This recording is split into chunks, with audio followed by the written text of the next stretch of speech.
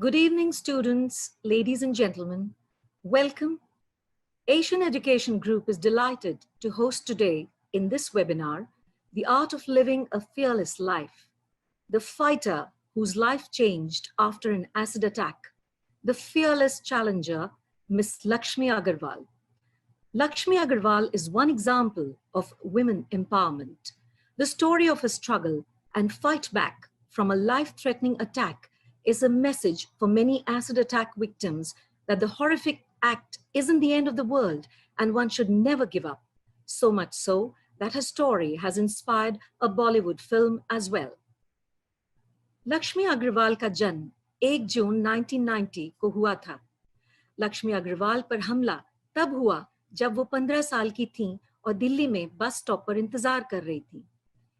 एक कठिन जीवन पोस्ट एसिड अटैक का नेतृत्व करने के बाद लक्ष्मी अग्रवाल ने उन अपराधियों को पकड़ने में कामयाबी हासिल की जिन्होंने उन पर तेजाब फेंका और उन्हें सलाखों के पीछे पहुंचा दिया। उन्होंने एसिड हमलों के बढ़ने से निपटने के लिए जमीनी स्तर पर अभियान चलाए हैं। उनकी एक अपील ने सुप्रीम कोर्ट को सेंटर और स्टेट गवर्नमेंट्स को एसिड की बिक्री और संसद को एसिड अटैक करने वाले अपराधियों के खिलाफ मुकदमा चलाने में सक्षम बनाने का सुझाव दिया है। वह भारत में एसिड अटैक सर्वाइवर्स की मदद के लिए समर्पित एक एनजीओ छन फाउंडेशन की पूर्व निदेशक भी रही हैं। वह एक टेलीविजन शो के कुछ एपिसोड भी होस्ट कर चुकी हैं और 2016 में उन्होंने लंदन फैशन वीक में रैंप वॉक भी किया।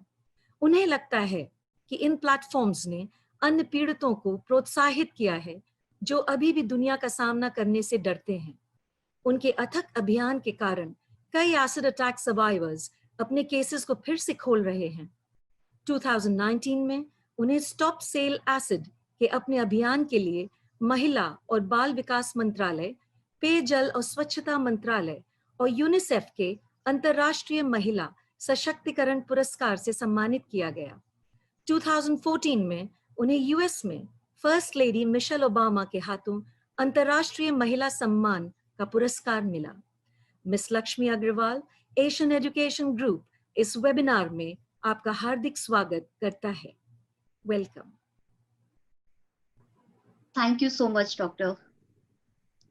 You're welcome, ma'am. So, hello everyone. I hope सब लोग बहुत अच्छे से होंगे और बहुत अच्छे से सुप्रिया मैम आपने मेरा इंट्रोडक्शन दिया और मुझे इस वेबिनार का एक हिस्सा बनाया। मुझे बहुत खुशी है कि आज मैं यहाँ पे आके एट लास्ट हम लोग कम से कम मतलब आज एंड्रॉइड के थ्रू इंटरनेट के थ्रू एक दूसरे से कनेक्ट हो पा रहे हैं, एक दूसरे को जान पा रहे हैं, समझ पा रहे हैं। I am so happy, I am so glad कि मैं आप लोगों के साथ एक हिस्सा बनी और आज मुझे आप लोगों के बीच में बोलने का मौका मिल रहा है कि आज मैं अपनी जिंदगी के बारे में यहाँ पे आप लोगों से बात करने आई हूँ। सो आपका लॉकडाउन कैसा चल रहा है इस टाइम पे? अभी तक तो वंडरफुल ही है जी। सो मैं इस लॉकडाउन के बारे में सबसे पहले बात करना चाहूंगी क्योंकि इस लॉकडाउन के थ्रू क्योंकि सारे स्टूडेंट हैं यहाँ पे, तो सारे स्टूडेंट को खुशी होनी चाहिए कि एट लास्ट ये इनिशिएटिव लिया जा रहा है। आपको मतलब इस डिप्रेशन से, घर में बैठने से, इन सारी चीजों से बाहर निकाला जा रहा है किसी ना किसी थ्रू, तो ये बहुत अच्छी बात है। देन इस लॉकडाउन में मैंने जो अपनी जिंदगी में मतलब बहुत सारी चीजें थी, बहुत ज्यादा बिजी थी और लेकिन अभी मुझे इस लॉकडाउन के थ्रू थोड़ा सा टाइम मिला है घर में टाइम स्पेंड करने के लिए, क्योंकि बहुत ज्यादा बिजी होने के कारण बहुत सारी चीजें चल रही थी मेरी लाइफ में। तो अभी मैंने जैसे अपनी लाइब्रेरी खोल दी है और उस लाइब्रेरी में मेरी एक बहुत खूबसूरत किताब है, किताब नहीं मैं उसको अपना जीवन कहूंगी कि मदर टेरेसा की किताब, और मेरी फेवरेट बुक में से एक वो बुक है कि मैंने उनकी जिंदगी के बारे में मैं हमेशा पढ़ना चाहती थी और हमेशा ही उनको जानना चाहूंगी क्योंकि उन्होंने जिस तरीके के काम किए हैं अपने जीवन में, तो मुझे खुशी मिलती है कि ऐसे आप अगर देखें तो बहुत सारे ऐसे मिसाल बने मिलेंगे आप लोगों को, तो अच्छा लगेगा देख के। तो ऐसे ही मैंने बहुत सारा टाइम अपने घर को देना शुरू किया, पेरेंट्स को देना शुरू किया। अपनी मेरी मदर है, मैं अपनी मदर को बिजी होने की वजह से टाइम नहीं दे पाती थी देन, लेकिन अभी मैंने उनसे उनकी जिंदगी के बारे में जानने की कोशिश की क्योंकि मेरे ऊपर 2005 में एसिड अटैक हुआ था। तो और मैं बहुत छोटी थी, और लेकिन आज की जो जनरेशन है देखा जाए, बहुत स्पीड आ गया है उनके अंदर, और बहुत जल्दी बोलना सीख रही है, बहुत जल्दी काम करना सीख रही है। लेकिन जब मैं अपना 2005 देखती हूँ सुप्रिया जी, तो मैं उस वक़्त का सोचती हूँ कि उस वक़्त में मैं बहुत ही जैसे मैं आज बोलती हूँ, और उस वक़्त में मैं इतनी डरपोक थी, उस वक़्त में मैं बोल ही नहीं पाती थी। मतलब अपनी ही कोई बात, अगर मुझे भूख लग रही है, तो उसको भी बोलने में मुझे बहुत हिचकिचाहट होती थी, और कोई भी आके मुझे डरा के चला जाता था। लेकिन आज ऐसा लगता है कि आज मैं लोगों को डराती हूँ, अब कौन मुझे डरा पाएगा? तो कहीं न कहीं हम क्यों एक अटैक, जो अटैक होता है, या क्यों हम किसी अटैक को दावत दें कि भई हम क्यों नहीं बोलना चाहते, हम क्यों नहीं बोलना सीख रहे? तो ऐसे ही हम अपने पेरेंट्स के साथ वो बॉन्डिंग नहीं बना पाते हैं, और पेरेंट्स हमारे साथ वो बॉन्डिंग नहीं बना पाते हैं। तो ऐसे ही मेरे केस में भी हुआ। 2005 में जब मैं 15 इयर्स की थी, तो एक लड़का था 32 इयर्स का, तो उन्होंने मुझे शादी के लिए प्रपोज़ किया था। तो उस वक़्त में मैं बहुत ज़्यादा छोटी थी, वो लड़का मुझे 2.5 साल से जानता था, और उस 2.5 साल में उस इंसान ने मुझे इतना परेशान किया कि मैं अपने परिवार वालों को बोल ही नहीं सकती थी, अपने पेरेंट्स को नहीं बोल सकती थी, क्योंकि मुझे वो फ्रीडम मिला ही नहीं था, वो स्पेस ही नहीं था कि मैं अपने पेरेंट्स को ये बता सकूँ कि मेरे साथ बहुत बुरी-बुरी चीज़ें हो रही हैं, बहुत बुरी-बुरी घटनाएँ घट रही हैं मेरे साथ। तो उस वक़्त में मेरे पेरेंट्स, अगर वो लड़का कुछ बोलता था, तो मेरे पेरेंट्स को लगता था कि वो सही है, क्योंकि उसकी एज 32 इयर्स की थी और मैं 15 साल की। तो दुनियादारी वो शायद मुझसे ज़्यादा जानते थे, और उसके बाद उन्होंने मुझे प्रपोज़ किया, और अटैक के 10 महीने पहले ही, और उन्होंने बोला कि मुझे शादी करना है, मैं तुमसे प्यार करता हूँ। तो आई एम शॉक्ड कि मैं जिसको भाई की नज़र से देखती थी, जिसको मैं भाई कहती थी, अचानक से उस इंसान को क्या हो गया, और वो मुझे ये सारी बातें क्यों बोल रहे हैं? तो मैं बहुत बुरी तरीके से डर गई, और मैंने उनको कहा कि आज के बाद आप मुझसे कभी बात मत करना, और उसके बाद मैं वहाँ से चली गई। लेकिन उससे पहले की, कुछ दिनों पहले की बात थी, मेरे पापा-मम्मी ने मुझसे पूछा कि लक्ष्मी, तुम्हें जीवन में आगे करना क्या है? तुम क्या सोचती हो जीवन के बारे में? क्या करना चाहती हो? तो मैंने कहा कि मुझे ना सिंगर बनना है। तो उन्होंने कहा कि सिंगर नहीं, कुछ और करो। तो मेरा मन सिर्फ सिंगिंग में ही था। तो उसके बाद मुझे ऐसा रियलाइज़ेशन हुआ कि ऐसे तो पेरेंट्स मानेंगे नहीं, तो क्यों ना उस टाइम पे रियलिटी शोज़ आते थे। जैसे उस टाइम पे इंडियन आइडल शुरू हुआ था 2005 में, बड़ा ट्रेंड में चल रहा था।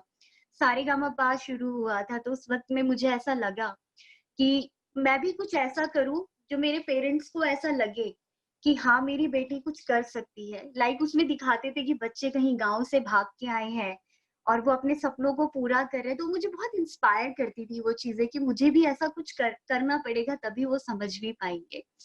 उसके बाद मैंने ये चीज़ सोची कि 2 महीने की छुट्टियाँ पड़ने वाली थी स्कूल की।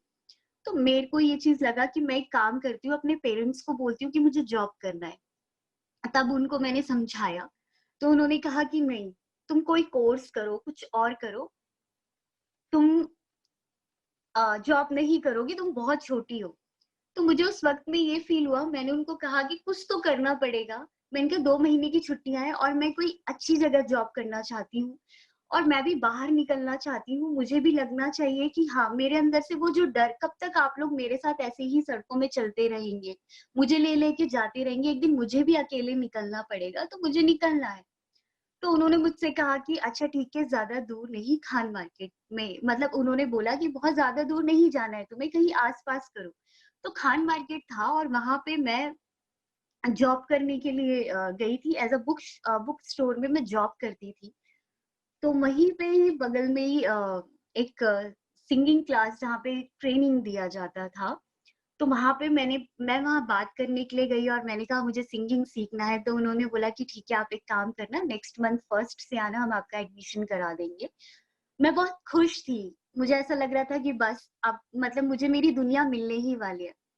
एक्चुअल में जॉब करना मेरा मेन मकसद नहीं था। मेरा मेन मकसद था कि मैं किसी सिंगिंग क्लास को जॉइन करूँ, और मैं अपने सपनों को पूरा करूँ, तभी मेरे पेरेंट्स को लग पाएगा कि हाँ, मेरी बेटी कुछ कर सकती है। सबसे बड़ी प्रॉब्लम जो आती है, जो हमारे देश में भी सबसे बड़ी प्रॉब्लम है, लड़की जब कोख में होती है तभी से ही उसको बोझ मान लिया जाता है, और जब वो पैदा होती है तो उसकी एजुकेशन से ज्यादा उसकी सबसे ज्यादा देखा जाता है कि दहेज कैसे आएगा। और जब एक लड़की के साथ क्राइम हो जाता है तो उस वक्त में वो और ज्यादा बड़ी बोझ कहलाती है। और उस वक्त में यही चीजें रियलाइज होती थी कि खुद को लगता था कि भाई खुद ही जाके ये सारी चीजें मैं करूं। देन कुछ समय के बाद ऐसा हुआ, उस लड़के ने मुझे 2005 में 19 अप्रैल को मुझे मैसेज किया कि मैं तुमसे प्यार करता हूँ और शादी करना चाहता हूँ। मैंने कोई रिस्पॉन्ड नहीं किया। अगेन उन्होंने मुझे मैसेज किया कि मुझे अभी और इसी वक्त जवाब चाहिए। मैंने फिर भी कुछ रिस्पॉन्ड नहीं किया। देन 21 अप्रैल को उन्होंने मुझे कॉल किया और उन्होंने कहा कि तुम तो कुछ करना चाहती हो ना, कुछ बनना चाहती हो, अपने मम्मी पापा का नाम रोशन करना चाहती हो। मैंने कहा हाँ, और कहा ठीक है ओके, और कॉल कट कर दी। देन वो उनकी आखिरी कॉल थी। नेक्स्ट डे उन्होंने 22 अप्रैल को, मैं रोज की तरह ही मॉर्निंग में निकली थी अपने घर से।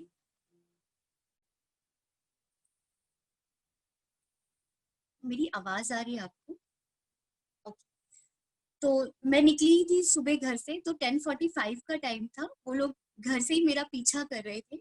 उस दिन ऐसा हुआ था कि जैसे ही मैं निकली थी, देन वो लड़का और उनके छोटे भाई की गर्लफ्रेंड दोनों खड़े हुए थे। और उस दिन जब मैं जा रही थी तो वो लेडी मुझे बहुत घूर घूर के देख रही थी। मैंने कहा क्या जमाना आ गया है कि आजकल तो लोग, लड़के तो देखते ही देखते घूर घूर के, यहाँ पे लड़कियां भी घूर घूर के देखने लगी है। तो ये चीजें होने लगी और मैं वहां से निकल गई। और वहां से निकलने के बाद ऐसा होता है कि अचानक से मैंने उनको देखा ही था, फिर सेकंड टाइम देखा। और मैं बस स्टैंड के पास, आपने जो बताया था कि बस स्टैंड में मैं खड़ी थी, बस का वेट कर रही थी, ऐसा नहीं था। मैं खान मार्केट जा रही थी, बस स्टैंड के पास मेरे ऊपर अटैक हुआ था। तो मैं बस से नहीं जाती थी, तो मैं जा रही थी तो अचानक से वो लोग आए और वो लेडी ने मेरे फेस पे हाथ रखा, मुझे जमीन पे धक्का मारा और ग्लास में एसिड था और वो सीधे मेरे फेस पे एसिड डाल दिया। उसके बाद वहीं पे मैं बेहोश हो गई। और जैसे ही मैं बेहोश हुई और जब मुझे होश आया तो मुझे ये चीज फील हुआ कि किसी ने मुझे जिंदा आग लगा दिया। और मैं अचानक से बहुत खराब वाला फील कर रही थी, बहुत पेन हो रहा था। और मैं 3 बार अचानक से रोड पे गिरी और मेरा कार एक्सीडेंट भी हुआ वहां पे। कोई मदद के लिए नहीं आ रहा था और उसके बाद मैं बहुत तड़प रही थी, चीख रही थी, मुझे बहुत, मेरे लिए वो पेनफुल था। उसके बाद फिर ऐसा होता है कि एक अरुण सिंह अंकल थे जिन्होंने ये हादसा पूरा दूर से देखा था। वो आए, उनके पास 2 लीटर कोक की बोतल थी, उसमें आधा पानी था और वो पानी लेके आए। उन्होंने मेरे फेस पे जैसे ही पानी डाला तो वो पानी सीधे यहाँ से गिर के वो एसिड में डाइल्यूट हो गया जो मेरे फेस में डला था, और वो मेरे गले के पास आके यहाँ पे पूरा बर्न हो गया। देन फिर पीसीआर बुलाया गया, तो मुझे पीसीआर में जब बिठाया जा रहा था और जब मुझे पीसीआर हॉस्पिटल लेके जा रही थी तो मैं देख रही थी कि मेरे दोनों हाथ ऐसे फैले हुए थे, जैसे प्लास्टिक की पॉलिथीन जलती है और वो मेल्ट होती है और उसमें से स्मेल आती है। इसी तरीके से मेरी स्किन मेल्ट हो रही थी और इसी तरीके से मुझे बहुत स्मेल आ रही थी बॉडी से। मुझे बहुत अजीब लग रहा था और मुझे समझ नहीं आ रहा था कि ये मेरे साथ हुआ क्या। Then मुझे जैसे ही हॉस्पिटल लेके गए, गवर्नमेंट हॉस्पिटल लेके गए थे, और मुझे 20 बाल्टी पानी डाला गया, पूरा नहलाया गया 20 बाल्टी पानी से। उसके बाद जब मेरे पेरेंट्स आए और मेरे पापा ने मुझे गले से लगाया तो उनकी पूरी शर्ट जल गई। 20 बाल्टी पानी डालने के बाद वो इतना हार्मफुल एसिड था। उसके बाद मुझे इमरजेंसी में रखा गया। डॉक्टर्स ने कहा कि मैं नहीं बचूंगी करके, क्योंकि बहुत ज्यादा बर्न हुआ है और बहुत ही सीरियस कंडीशन थी। देन फिर उसके बाद मुझे 2.5 महीने गवर्नमेंट हॉस्पिटल में रखा। वहां पे बहुत ही पेनफुल टाइम था वो मेरे लिए। वहां पे मेरे होशो हवास में मेरी आंखों को सिला जाता था और एक एक, मतलब ये जो स्कार्स है, ये फेस और ये हाथ तो दिख रहा है, लेकिन जब वो अलग अलग बॉडी के अलग अलग पार्ट से स्किन निकाल के ग्राफ्टिंग करते थे और जहां से स्किन लेते थे वो जगह मेरे लिए बहुत पेनफुल होती थी क्योंकि वहां बहुत दर्द होता था। बहुत ही क्रिटिकल स्टेज मैंने वो सारा चीजें देखी। और लेकिन मैं बहुत ही फिल्मी टाइप की लड़की, बहुत ज्यादा। और उस वक्त में मुझे ऐसा लगा, आपने देखी होगी मूवी खून भरी मांग, रेखा की जो मूवी थी, तो उसमें दिखाते हैं कि एक ऑपरेशन हुआ और क्विकली एकदम से सब ठीक हो गया, वो और सुंदर दिखने लगी, मतलब पहले से ज्यादा सुंदर। तो जैसा फिल्मों में होता है, हम अपने आप को वैसे ही सोचने लग जाते। तो वही चीजें मेरे साथ भी चल रही थी क्योंकि मैं भी इसी सोसाइटी से हूँ। तो मुझे ऐसा लगा कि अब तो भाई मेरे 2 ऑपरेशन हो गए, तो अब तो मैं और अच्छी दिख रही होंगी और सुंदर दिख रही होंगी। देन कुछ समय के बाद मैंने खुद को देखना चाहा कि बस मुझे देखना है। तो टब में पानी लेके आया जाता था ब्रश करने के लिए, तो मेरा पूरा बैंडेज, ये जो आप मेरे बाल देख रहे हैं, ये 10 बार रिमूव किया गया मेरे सर से, उसके बाद मेरे ये बाल आए। देन हर एक ऑपरेशन में मेरे बाल को रिमूव किया जाता था। और उस वक्त में पूरा फेस में पट्टी बंधा हुआ था। और जब भी मैं ब्रश करने के लिए नीचे झुक के देखती थी, तो मतलब इट्स वेरी पेनफुल कि पूरा पट्टी बंधी होती थी, लेकिन मुझे समझ में ही नहीं आता था कि ये हुआ क्या है, अभी पट्टी क्यों बंधी हुई है मेरे फेस में, मुझे कुछ नहीं पता चल रहा था। देन 2.5 महीने के बाद जब मैं डिस्चार्ज होके घर पे आई, मैंने देखा मेरे घर से सारे फ्रेम, शीशे, सब कुछ हटा दिए गए थे। और मैं खुद को देखना चाहती थी, मुझे बस, मैं एक सपनों की दुनिया में जी रही थी कि अब तो मैं बहुत अच्छी दिख रही होंगी, बस मुझे खुद को देखना है। वो खून भरी मांग मूवी मेरे दिमाग में घूम रही थी कि बस खुद को देखना है।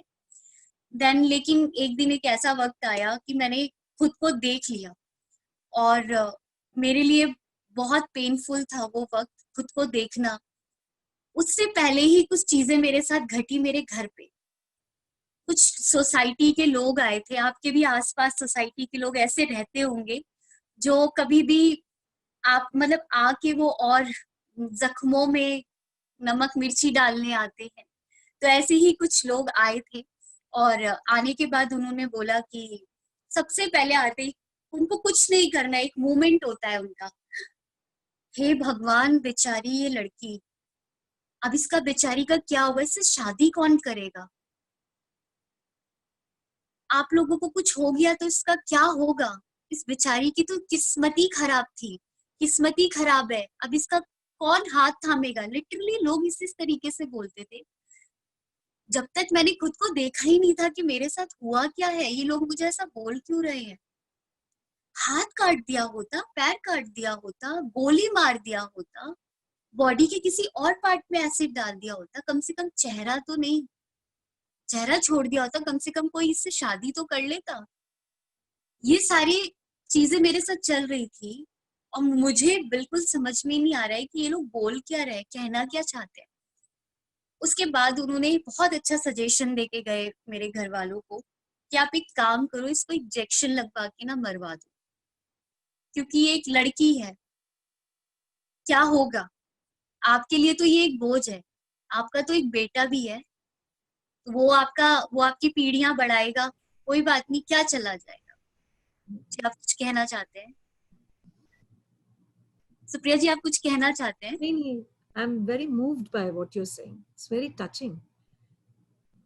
सो ऐसे उस वक्त में ये सारी चीजें घटी, तब तक मुझे कुछ नहीं पता था। कुछ समय के बाद जिस दिन मैंने शीशे में देखा, रिलेटिव साथ छोड़ के चले गए, दोस्त साथ छोड़ के चले गए, सब लोग साथ छोड़ के चले गए, लेकिन जैसे ही खुद को मैंने देखा तो मुझे फील हुआ कि सच में मेरे साथ बहुत बुरा हुआ है। क्योंकि 2 ऑपरेशन होने के बाद भी मेरी आंखें बाहर निकली हुई थी दोनों, मेरे नोज का लेफ्ट पार्ट बिल्कुल नहीं था, मेरे लिप्स नहीं थे, पूरा ये लिप्स यहाँ से यहाँ तक पूरा खुला हुआ था, पूरा ये वाला पोर्शन पूरा गला हुआ था, मतलब बहुत बुरी कंडीशन थी मेरी। अब मेरे लिए बहुत पेनफुल था खुद को देखना, क्योंकि मैं कोई अलग सोसाइटी से नहीं हूँ, इसी सोसाइटी से हूँ, तो मेरी भी परवरिश वैसे ही हुई है जैसे सबकी हुई है, और मेरे लिए भी ब्यूटी उतनी ही इम्पोर्टेंट थी जैसे सबके लिए थी। तो उस वक्त में मैंने ये चीज सोची कि मैं एक काम करती हूँ, मैंने डिसाइड कर लिया शीशे को देख के कि मैं सुसाइड कर लेती हूँ। उसी वक्त में मैंने ये चीजें सोची कि मैं सुसाइड कर लेती हूँ, अब मैं इस चेहरे के साथ नहीं जी सकती। उसी वक्त में मेरे दिमाग में एक चीज और क्लिक हुई कि नहीं लक्ष्मी, तुम तो सुसाइड कर लो, लेकिन वो मदर, वो फादर जो 2.5 महीने तुम्हारे लिए सोए नहीं, जिन्होंने खाया नहीं, तुम तो चली जाओगी, आखिर में लोग यही कहेंगे लड़की थी ना, उसी की ही गलती थी तभी तो वो मरी है। और कल को पेरेंट्स को इतना टॉर्चर ना कर दे वो कि ऐसा हो जाए कि उनको भी सुसाइड करना पड़ जाए, इतनी बड़ी उनके लिए मजबूरी आ जाए। तो उस वक्त में मैंने यही चीज रियलाइज की कि जो गलती मैंने अटैच से पहले की थी अपने पेरेंट्स से बात ना करके, वही गलती मैं अब भी करूंगी अपने पेरेंट्स से बात ना करके। क्यों ना मैं इस बार अपने पेरेंट्स से बात करूं, क्योंकि ये वही पेरेंट्स हैं जिनके लिए मैं ये सोचती थी कि मेरी बात कभी नहीं सुनेंगे। शायद मैं उनको वैसे कन्वे कर ही नहीं पाई, शायद मैं ही उनको उस तरीके से बात कर उनके साथ वो वाला लेवल बना ही नहीं पाई। शायद कहीं ना कहीं मेरी भी गलती थी कि मैं अपने पेरेंट्स के साथ एक दोस्ती का रिश्ता नहीं बना पाई। तब आई रियलाइज कि ठीक है, मैं अपने पेरेंट्स से बात करती हूँ। देन मैं अपने पापा मम्मी के पास गई और मैंने बहुत अच्छे से उनको बहुत आसानी से एक बात कह दिया कि पापा मम्मी, मैं ना इस चेहरे के साथ नहीं जी सकती। और मुझे अजीब लग रहा है क्योंकि मैं खुद ही अपने आप को देख के डर गई थी। आज जो आप मेरा फेस देख रहे हैं वो 7 सर्जरीज के बाद, उसके बाद। और मैं अपने आप को बहुत लकी मानती हूँ कि मेरी 7 सर्जरीज हुई है। अदरवाइज में एक एक लड़की की 100 से अबव ऑपरेशन होते हैं और बहुत पेनफुल ऑपरेशन होते हैं। और जब भी ऑपरेशन होते हैं तो ये नहीं पता होता है कि वो सक्सेस हुआ भी है या नहीं हुआ है। फिर अगेन उसी चीज का ऑपरेशन होता है अगर वो सक्सेस नहीं होता। तो ऐसे ही कंटिन्यूस बहुत सारी प्रॉब्लम्स चलती रही। देन जब मैंने पेरेंट्स से बात किया तो उस वक्त में मुझे मेरी गलती का एक एहसास हुआ। मेरे फादर ने मुझसे एक बात कही, मैंने कहा पापा मम्मी आप एक काम करो, मुझे ना इंजेक्शन लगवा के मरवा दो क्योंकि मैं इस चेहरे के साथ नहीं जी सकती। तो मेरे फादर ने मुझे गले से लगाया और मुझसे एक बात कही कि बेटा, इस दुनिया में ऐसा कोई काम नहीं है जो नामुमकिन हो, हर एक काम मुमकिन ही मुमकिन है। और एक दिन एक ऐसा वक्त आएगा कि तुम बहुत आगे जाओगी और तुम्हें इसी चेहरे से प्यार होगा। और आज मैं कहती हूँ आई लव माई फेस। मुझे नहीं फर्क पड़ता किसी से कि कोई मेरे चेहरे के बारे में क्या बोलता है। तो ये वही पेरेंट्स है जिनको हम गलत समझते हैं और हमेशा ही गलत समझते हैं। वो हमें ऐसा लगता है कि वो हमारे सपनों के बीच में आ रहे, लेकिन कहीं ना कहीं हमारे पेरेंट्स हमारे लिए बहुत अच्छा सोच रहे होते हैं। और मुझे ऐसा भी लगता है प्रिया जी की पेरेंट्स के अंदर भी एक बदलाव होना चाहिए जो कि धीरे धीरे पेरेंट कर रहे हैं। फॉर कि जैसे मैं हूँ और मैं इस वक्त में 30 साल की अगर हूँ तो मेरी बेटी अभी 5 साल की है। तो मेरी जो सोच है वो 30 साल की है और मेरी बेटी की सोच 5 साल की। तो मैं उसकी सोच के जैसा सोच समझ सकती हूँ लेकिन वो 30 साल की सोच को नहीं समझ सकती। तो यही चीजें हमारे पेरेंट को समझना चाहिए कि एज का इतना डिफरेंस है। क्यों कहा जाता है कि पेरेंट्स सब समझदार होते हैं? हमेशा शायद आपकी भी मदर ने, फादर ने, किसी ने की वो एक कहावत कहते हैं ना कि हमने धूप में ही नहीं बाल सफेद किए हैं। तो ये बहुत बड़ी कहावत है। तो ऐसे ही जब अगर आपने धूप में बाल सफेद किए हैं तो आपने ऐसे बहुत सारे किस्से सुने हैं, तो वो किस्से अपने घर में मत दोहराइए। तो इसीलिए ये चीज इम्पोर्टेंट है कि हम अपने बच्चों के साथ एक दोस्ती का लेवल बना के रखें ताकि कोई हादसा होने वाला हो वो हादसा होने से रुक जाए। तो ये इन्वॉल्वमेंट पेरेंट का होना, बच्चों का होना बहुत ज्यादा जरूरी होता है। कई ऐसे केसेस मेरे पास आते हैं जहाँ पे शायद आपको सुन के हैरानी होगी कि कई फादर ने अपनी बेटियों से एक बात कही। जब लड़कियों ने कहा कि पापा हमें वो लड़का परेशान कर रहा है, तो उन्होंने एक बात कही कि तुम इस दुनिया में बहुत सुंदर लड़की नहीं, बहुत सुंदर सुंदर लड़कियां पड़ी है, लोग उन्हें तो नहीं परेशान करते, तुम्हें ही क्यों परेशान करते हैं? तो ये सबसे बड़ी प्रॉब्लम है कि जो लड़की अपने पिता को एक तरीके से वो अपने पिता को स्पाइडरमैन मानती है, शक्तिमान मानती है, वो उनको बहुत कुछ मानती है। जब वो अपने फादर को कुछ कहती है तो फादर को रिएक्ट करने की जगह फादर को ये चीज समझनी चाहिए और कहना चाहिए कि मुझे बताओ कि क्या हुआ है, और सपोर्ट करना चाहिए अपने बच्चे को ताकि कल को कोई हादसा ना हो सके। यही चीजें मेरे पेरेंट्स ने अटैक के बाद रियलाइज की, जब तक बहुत देर हो चुकी थी, लेकिन उसके बावजूद भी उन्होंने हार नहीं मानी। मेरी मम्मी ने मुझे मुझे ऐसा फील होता है कि मेरी मम्मी ने मुझे अगेन, मैं सोच के देखिए 15 साल की लड़की, और जब मेरी मम्मी मुझे नहलाती थी, जब नहला के लाती थी, क्योंकि 3 साल तक मैंने अपने फेस को हाथ नहीं लगाया है, 3 साल तक मैं खुद भी नहाई नहीं, मेरी मदर ही मेरा सब कुछ करती थी। तो मेरी मदर वो ऐसे, और मेरे पैरों को, जैसे हम अपने छोटे बच्चे के पैरों को चूमते हैं, तो ऐसे ही मेरी मदर मेरे पैरों को चूमा करती थी और इतना प्यार करती थी मुझे। तो मुझे ये चीज लगती थी कि हाँ, हमारे पेरेंट हमें बहुत ज्यादा प्यार करते हैं। और बहुत सारे लोग कहते हैं कि वो मेरी इंस्पिरेशनल, वो है, ये है, ऐसा है, वैसा है, लक्ष्मी है। पर मैं एक चीज कहती हूँ कि आप लोग मुझे अपने इंस्पिरेशन मानने की जगह आज आप लोग एक काम करो, छोटा सा काम, जाके एक बार अपने मम्मी पापा से, अपने दादी दादा से, नाना नानी से पूछो कि आपकी जिंदगी कैसे थी। आपने अपने सपनों को, आप देखिए कि कई मदर जब वो मदर बन जाती है, शादी हो जाती है, वो अपने सपनों को छोड़ के अपने बच्चों के सपनों को पूरा करने में लग जाती है। तो क्या कभी हमने ये इनिशिएटिव लिया है कि अपनी मम्मी मम्मी का सपना हम पूरा कर सके, अपने पापा का सपना पूरा कर सके? हमारी हमेशा शिकायतें होती है अपने मम्मी पापा से कि आप लोग हमारे लिए कुछ नहीं करते। जब कोई बात होती है तो सबसे सबसे पहले ना सब लोग हमें छोड़ के चले जाते हैं, लेकिन सबसे ज्यादा हमारे पेरेंट ही होते हैं जो हमें उस वक्त में सपोर्ट करते हैं हर एक कंडीशन में, क्योंकि उनकी जिंदगी में हमारे लिए कोई भी कंडीशन नहीं होती। वो विदाउट कंडीशन हमें प्यार करते हैं और वो हमारे सपनों को पूरा करते हैं, वो हमें आगे लेके जाते हैं। तो ये चीजें जरूरी है कि हमें अपने पेरेंट्स को कैसे समझाना है, बताना है, और कोशिश करिए कि अपने पेरेंट्स के साथ एक दोस्ती का रिश्ता डेवलप कर सके। और कुछ भी ऐसी बातें होती है, हर एक छोटी सी छोटी बात भी अपने पेरेंट्स को समझाए, बताए कि क्या क्या चीजें उनको भी, वो भी इंसान ही, और वो समझेंगे जरूर। आप ये मत भूलिए कि उनके माँ बाप ने भी उनको कैसे पाला था, बल्कि वो हमें अच्छे से पालते हैं, लेकिन उनके पेरेंट उनको बहुत अलग लेवल में पालते हैं। क्योंकि मैंने जब अपने मम्मी पापा से पूछा कि आपका जीवन कैसा था, आपको कैसे पाला गया, तब उन्होंने मुझे एक एक बातें बताई, तो मेरे लिए बहुत पेनफुल थी। मुझे ऐसा लगता है कि मैं बहुत कूल हूँ अपने जीवन में एक तरीके से। मेरी मम्मी मेरे लिए बहुत अच्छी इंसान है, बहुत फ्रीली इंसान है, तो मैं अपनी हर एक बात अपनी मम्मी को शेयर करती हूँ। अब मेरी मम्मी रिएक्ट नहीं करती, पहले बहुत रिएक्ट करती थी और अब तो रिएक्ट ही नहीं करती। ये चीजें होती है। देन उस दिन मेरे साथ ये चीजें हुई। उसके बाद मैंने अगेन 10th में एडमिशन लिया, और एडमिशन लेने के बाद मैंने अपनी 10th कंप्लीट करी।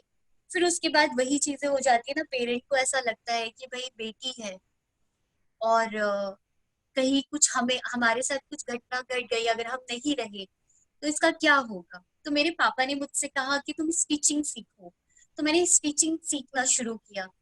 मेरी मदर का सपना था कि मैं ब्यूटिशियन बनूं, तो मेरी मदर ने ब्यूटिशियन के लिए बोला, मैंने ब्यूटिशियन करना शुरू किया। उसी वक्त में मैंने फिर कंप्यूटर सीखना शुरू किया। ऐसे ऐसे करके मैंने खुद को बढ़ाना सीखा, और मैं बढ़ती गई, क्योंकि मेरी दुनिया 4 लोग थे, और उन 4 लोगों में मेरी मम्मी पापा, और मेरे पापा की बॉस शिरीन आंटी, और मेरी लॉयर जिन्होंने मेरा फ्री ऑफ कॉस्ट मेरा केस लड़ा। और ये चारों ने मेरी जिंदगी को बनाने में इनका सबसे बड़ा हाथ है। उसके बाद मैंने ये सारी चीजें की। देन हमेशा आपको ना एवरी डे आपके पास एक चैलेंज आता है, एवरी डे होता है ये, और उस चैलेंज को हम कैसे एक्सेप्ट करें। देन 2009 में मैंने जब स्टिचिंग सीख ली थी, तो मैं अपनी ड्रेसेस खुद बनाती थी। और उस वक्त में मैंने अपनी एक ड्रेस बनाई थी, तो मुझे ऐसा लगा, मैं बुर्खा पहनती थी और मैं हाफ बुर्खा पहनती थी, और मैंने अपनी ड्रेस बना के देखा तो मेरा फेस कवर था। तो मुझे ये चीज रियलाइज हुई कि इस ड्रेस को पहनने का क्या फायदा जब आपको अपना चेहरा ही ढक के चलना है। तो उस वक्त में मैंने अपने फेस को ओपन करने के लिए सोचा। ये मेरी लाइफ का सबसे बड़ा चैलेंज है अब तक में। तो उस वक्त में मैंने अपनी टीचर से, अपनी मदर से पूछा कि क्या मैं अपना चेहरा ओपन कर सकती हूँ। तो उन्होंने मुझे बोला कि तुम्हारी लाइफ है, जैसा तुम्हें ठीक लगे तुम वैसा करो, और इस चैलेंज को तुम्हें एक्सेप्ट करना है। तो मैंने वो चैलेंज एक्सेप्ट किया। करने के बाद मैं बाहर निकलने लगी चेहरा ओपन करके। शायद आप ये चीज सुन के शॉक्ड हो जाए कि मुझे बहुत सारे लोग बहुत खराब कमेंट करते थे कि पीछे से तो बहुत अच्छी दिखती है, बहुत सुंदर दिखती है, सामने से बहुत डरावनी दिखती है, बच्चे देख के डर जाएंगे। लेकिन इसमें जो सबसे ज्यादा इन्वॉल्वमेंट होती थी ना कमेंट्स करने की, वो थी लड़कियों की। लड़कियां सबसे ज्यादा कमेंट करती थी। और मैं एक चीज आपको ये भी बताऊंगी कि दुनिया का जो सबसे बड़ा झूठ है, वो झूठ ये है कि एक औरत का दर्द समझ सकती है। ये झूठ है। और एक चीज और कहूंगी इसमें कि लोग, एक लड़का लड़की जब एक अच्छे दोस्त होते हैं तो लोग कहते हैं कि एक लड़का लड़की कभी अच्छे दोस्त नहीं हो सकते। ये गलत है। क्यों नहीं एक लड़का लड़की अच्छे दोस्त हो सकते? क्यों उनको शक की नजर से देखा जाता है? उससे हम एक अच्छी फ्रेंडशिप खो देते हैं। जो हमारी जिंदगी में हेल्प करने के लिए हमेशा रेडी रहता है, क्यों हमारे साथ उसको गलत नजर से देखा जाता है? तो ये सबसे बड़ी प्रॉब्लम है सोसाइटी की। तो इन सारे झमेलों से हम लोगों को ना, उलझनों से निकलना होगा। लोग तैयार होते दूसरों को देखने के लिए, दूसरों के घर में लोग कमेंट करते हैं, लेकिन कभी कोई अपने घर में नहीं करता है। ये सबसे बड़ी प्रॉब्लम है लोगों की। तो ऐसे बहुत सारे किस्से हैं, बहुत सारी प्रॉब्लम्स हैं। तो उस प्रॉब्लम्स में मैं भी जूझ रही थी। बहुत सारे लोगों को लगता है कि लक्ष्मी के साथ एसिड अटैक हुआ है और कुछ नहीं, अब तो लक्ष्मी के साथ कुछ नहीं हो सकता। तो देन लक्ष्मी की एक नॉर्मल लाइफ भी है। और इस नॉर्मल लाइफ में मैंने एवरी डे, क्योंकि मेरे केस को 15 साल हो गए हैं, और इस 15 सालों में मैंने हर एक मोमेंट में जो दर्द झेला है, आज मैं इसीलिए सुप्रिया जी काम कर रही हूँ कि जो मैंने सहा है वो कोई और ना सहे। जो निर्भया ने सहा है, जो गुड़िया ने सहा है, वो कोई और ना सहे। कि हम कैसे अपनी सोसाइटी में एक बदलाव लेके आ सकते हैं, अपने जरिए हम क्या लेके आ सकते हैं। सिंपल से एक तरीका है। मुझे लगता है कि बहुत सारे लोग जब मुझे फोन करके या मुझे मैसेज करके बोलते हैं कि मुझे पड़ोस के लोग ये बोल रहे हैं, ऐसा बोल रहे हैं, वैसा बोल रहे हैं, तो मैं उनसे यही चीज पूछती हूँ, आप बताओ आप अपने बारे में क्या सोचते हो? जब वो बोलते हैं कि हम सोच ही नहीं पाते अपने बारे में, जो लोग बोलते हैं वही सुनते हैं, तो आप क्यों सुनते हो किसी और की? क्योंकि मैंने हमेशा से अपनी सुनी है, अपनी ही करी है। मैंने अपने जिंदगी में एक उसूल रखा हुआ है, क्योंकि अगर मेरी नजरें अच्छी होंगी, मेरा मन अच्छा होगा, तो मुझे हर इंसान अच्छा लगने लगेगा। लेकिन जब मेरी ही नजर अच्छी नहीं होगी तो मुझे हर इंसान वैसा ही दिखेगा जैसी कि मैं हूँ। तो ये सबसे बड़ी प्रॉब्लम है सोसाइटी की। तो वही सारी चीजों में मेरी जिंदगी में बहुत सारी चीजें चलती रही। एवरी डे बहुत सारे लोग बहुत कुछ बोलते रहे, ये चीजें चलती रही। देन मेरे भाई को टीबी हो गया था। और मैं आज आपको बता दूं कि आज मेरे भाई को डेथ हुए हुए 6 ईयर हो गए हैं। आज ही के दिन मेरे भाई की डेथ हुई थी। तो आज उस वक्त में ऐसा हुआ जब उनको टीबी हुई, और कुछ समय के बाद डॉक्टर्स ने कहा कि वो नहीं बचेगा। वो मुझसे छोटे थे, तो डॉक्टर ने कहा कि वो नहीं बचेंगे। तो उसके बाद मेरे फादर को हार्ट अटैक आया और मेरे फादर की भी डेथ हो गई। और 2014 में मेरे ब्रदर की भी डेथ हो गई। और मैं इसके साथ ये भी कहूंगी कि अटैक सिर्फ एक पर्सन पे ही नहीं, उसके पूरे परिवार पे होता है। उसके बाद मेरी जिंदगी में मेरी मदर रह गई और मैं, और सब कुछ उथल पुथल हो गया। लेकिन मैं आपसे यहाँ पे जब आई हूँ तो एक चीज जरूर शेयर करूंगी, अपनी मदर की जिंदगी। बहुत छोटे से टाइम में, कि हमें ऐसा लगता है कि मदर फादर ने कुछ स्ट्रगल नहीं किया है, लेकिन मेरी मदर ने बहुत छोटे से, मैं कहती हूँ वो सबसे बड़ी सर्वाइवर है, मैंने तो कुछ भी सर्वाइव नहीं किया है, लेकिन जो उन्होंने सर्वाइव किया है शायद वो मैं कभी नहीं झेल पाती। मेरी मदर जब छोटी थी, वो 1.5 साल की थी, तब उनकी मदर की डेथ हो गई थी। फिर वो 3 बहन भाई थे, कुछ समय के बाद उनके फादर की डेथ हो गई थी। फिर कुछ समय के बाद उनके बड़े भाई की डेथ हो गई थी। फिर कुछ समय के बाद उनकी बड़ी सिस्टर की शादी हो गई। फिर मम्मी की शादी, जब मम्मी 13 इयर्स की थी तब उनकी शादी हुई। जब वो 14 इयर्स की हुई तब मैं पैदा हो गई। और उसके बाद हमारी जिंदगी बहुत अच्छे से चल रही थी। देन थोड़े समय के बाद ही मेरे ऊपर अटैक हो गया। फिर उनके सामने उनके हस्बैंड की डेथ हो गई। फिर उनके सामने उनके एक 21 साल के बेटे की डेथ हो गई। तो कहीं ना कहीं मुझे ऐसा लगता है कि वो एक सबसे ज्यादा स्ट्रॉन्ग पर्सनालिटी है और वो बहुत स्ट्रॉन्ग मदर है। और मुझे ऐसा लगता है कि वो जो स्ट्रॉन्ग फीलिंग है मुझे उनसे ही मिलती है। तो मैं अपनी मदर को यहाँ पे सल्यूट करूंगी कि उन्होंने बहुत कुछ सहा और बहुत कुछ किया। लेकिन आज भी उनकी भाई भाई नहीं है, तो आज भी वो सुबह से मतलब अब तक में काफी चीजें वो सोच रहे थे, लेकिन कभी भी उन्होंने मुझ पे ना हावी नहीं होने दिया। ये चीजें हुई। देन एनीवे, तो ये चीजें उन्होंने काफी झेला। और उसके बाद चीजें बहुत खराब हो गई क्योंकि मुझे लोग जॉब नहीं देते थे। जब फादर की डेथ हुई थी, भाई था तब जीवन में, लोग जॉब नहीं देते थे, लोग समझते नहीं थे। एसिड अटैक को एक घिन की तरह देखते थे लोग, हमारे चेहरे को एक घिन की नजर से देखते थे। तो ये सारी चीजें बहुत हार्म पहुंचाती थी कि क्यों क्यों हमारे साथ ये सारी चीजें हो रही हैं, क्यों लोग हमें इस सोसाइटी से निकाल के फेंक रहे हैं।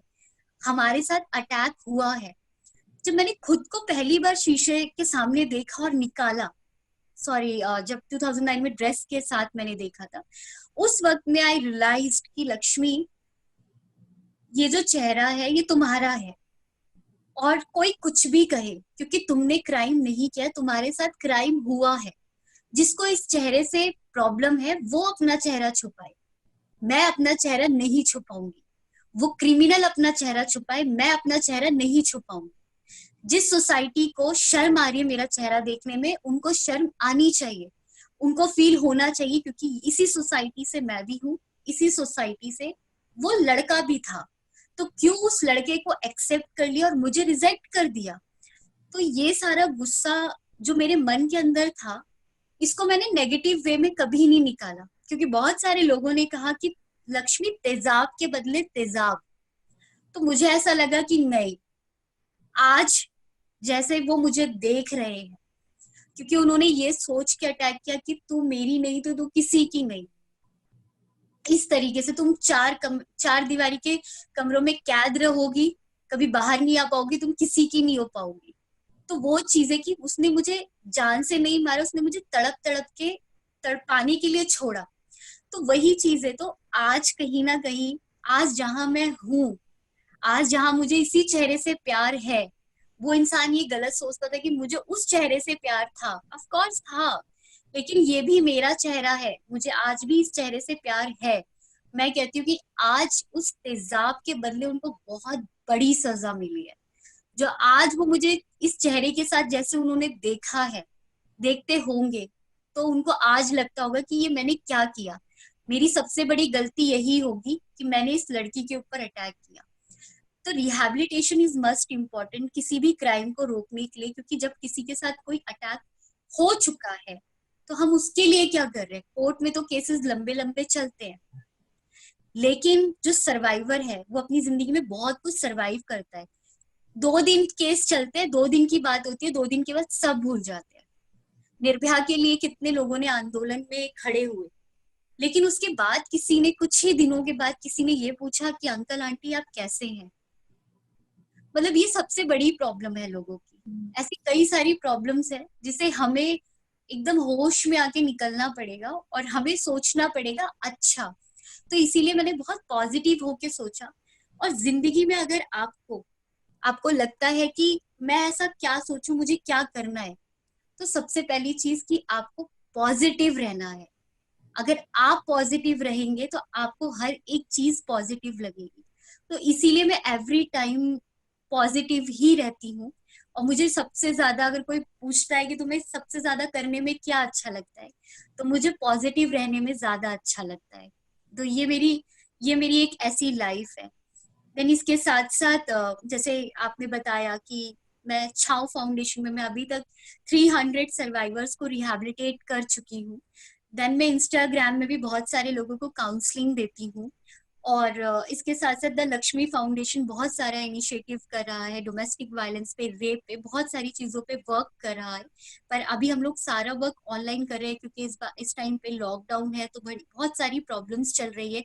हम लोगों को भी प्रॉब्लम आ रही है किसी को सपोर्ट करने में, तो ये चीजें हम लोग कर रहे हैं। देन अगर जो लोग हमसे यहाँ पे भी जुड़ना चाहे, हमारी फाउंडेशन से जुड़ के एज अ वॉलंटियर वर्क करना चाहे, साथ में काम करना चाहे, तो मोस्ट वेलकम।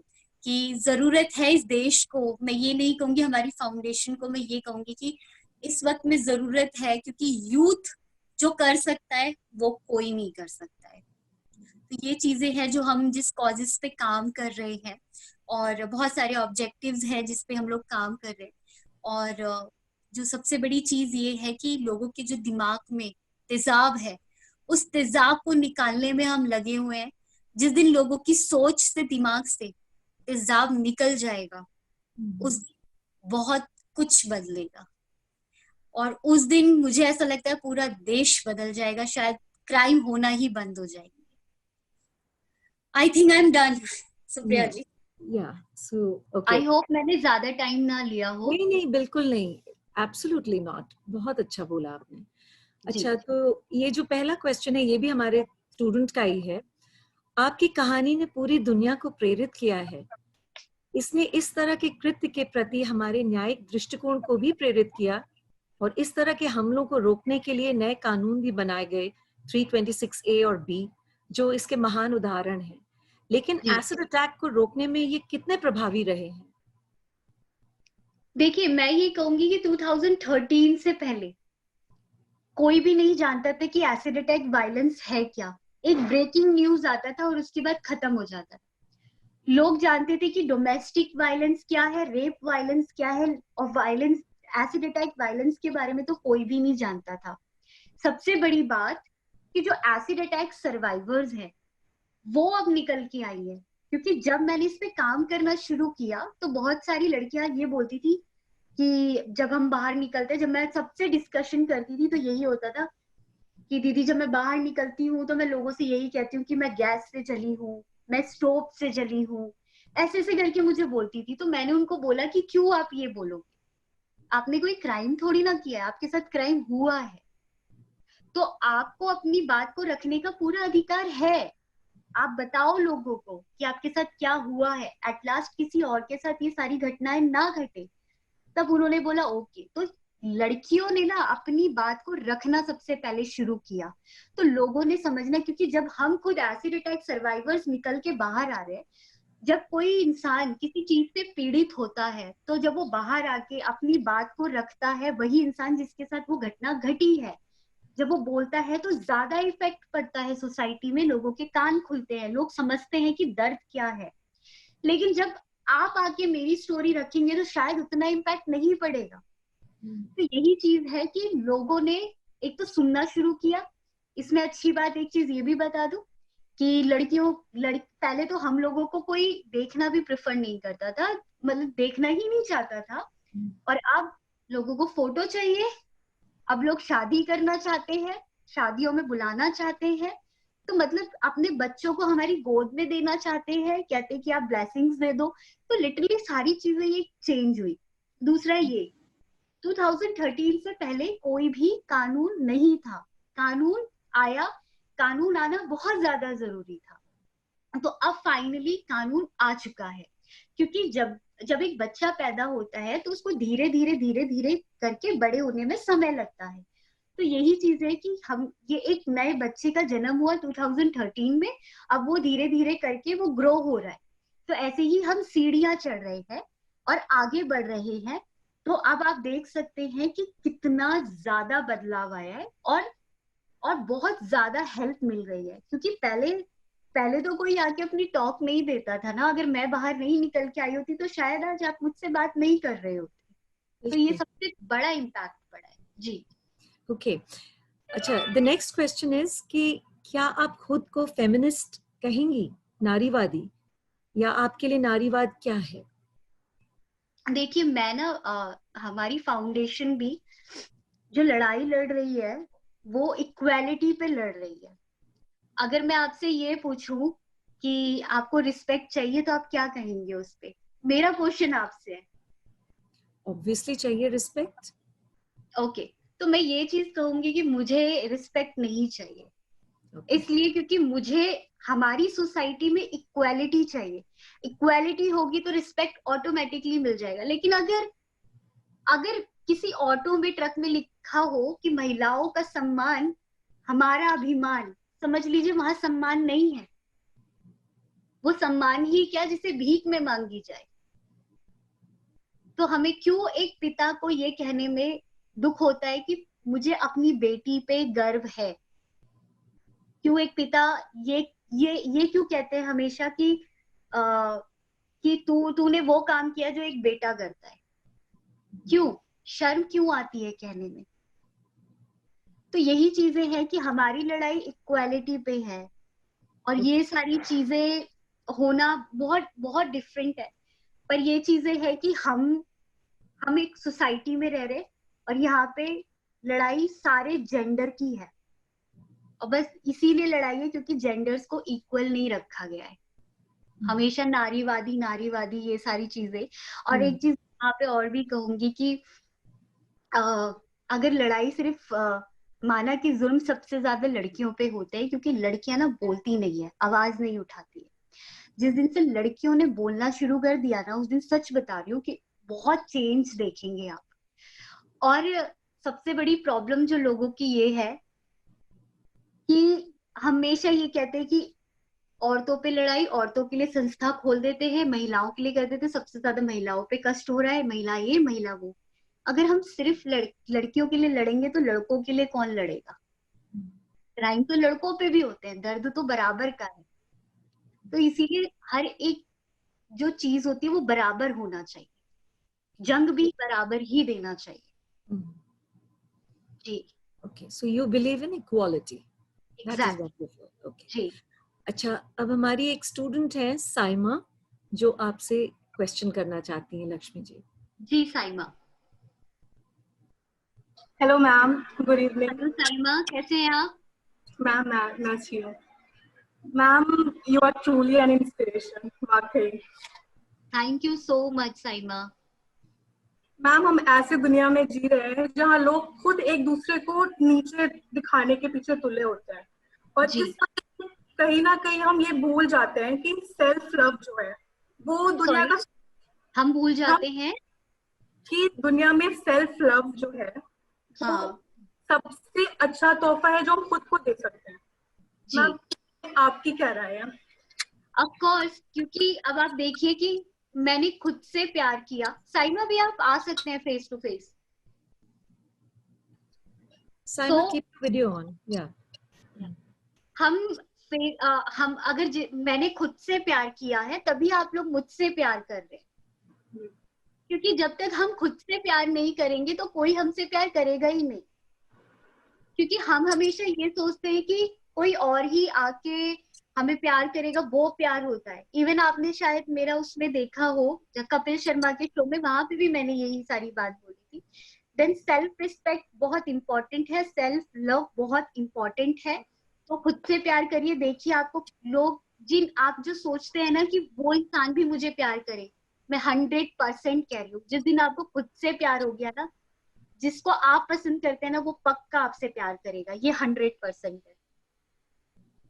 आई होप आपको मेरा आंसर, आपको आपका आंसर मिल गया हो। I think that was a wonderful answer. अच्छा लक्ष्मी जी, लोग अक्सर कहते हैं, ये भी स्टूडेंट का एक क्वेश्चन है कि जी देखो ऐसे लोग भी हैं जो तुमसे भी बदतर हैं, खुश रहा करो, कोई बात नहीं, ठीक है। मतलब क्या ये मुसीबत पीड़ा में किसी को शांत करने का अच्छा तरीका है? किसी को प्रेरित करने के लिए दुख की तुलना, क्या ये नैतिक रूप से सही है? देखिए, पता है क्या होता है, लोग हमेशा ना क्या करते हैं, हमेशा ऊपर देखते हैं। अब किसी ने सलमान खान को देख लिया, किसी ने शाहरुख खान को देख लिया, ठीक है, किसी ने ऐश्वर्या राय को देख लिया।